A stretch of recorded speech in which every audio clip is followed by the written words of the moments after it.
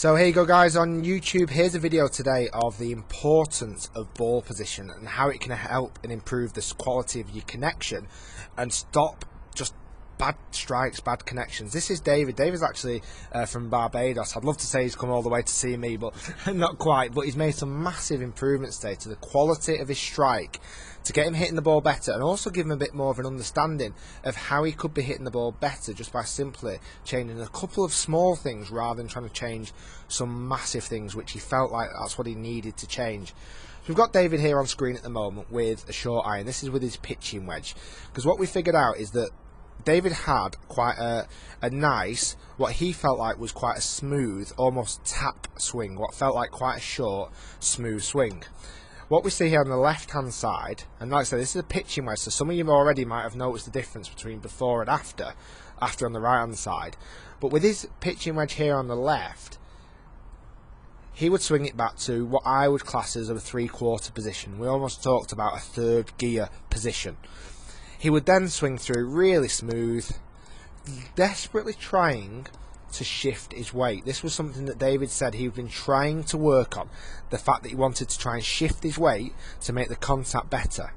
Now, David could shift his weight massive amount here and still not connect with the ball as consistently as he should do. He could run after the ball and connect with it better, because the plain simple fact is when he comes into here, his middle of his golf swing, his middle of his body, where his head lies, where his sternum lies, should lie the golf ball.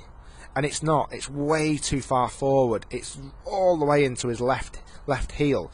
So when he comes into hit, as well as he's shifted the weight, as well as he's got his handle in front of the club head, the ball just is not there, and it should be there. Because now, as he comes into hit, he almost hits it on the way up, hits it thin, can hit it fat, can hit all sorts of bad golf connections, and the harder he tries to hit it, the worse it gets, which is, I'm sure, true to many of you out there.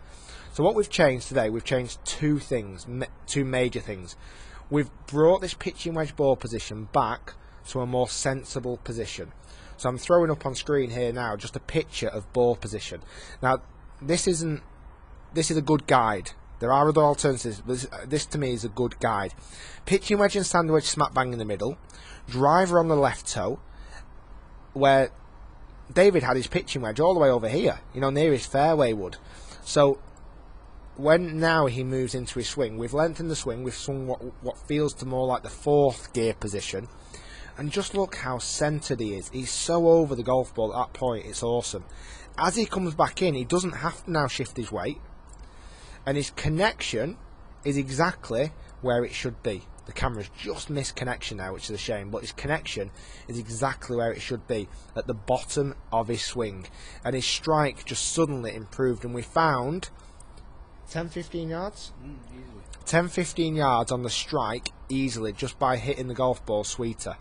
So guys, I wanted just to show you that today. Like I say, David's travelled all the way from Barbados, not to come for a lesson, but he's tied it in with coming for a lesson, and the changes that we've seen today have been unbelievable, and his mates back at home will be scared about the improvement that he's made. So guys, thanks very much for watching. If you've enjoyed the video and found this helpful, please do give it a thumbs up. Do subscribe to the channel and check me out on Facebook and Twitter, and I'd really appreciate that. Thanks very much, and well done David, great session.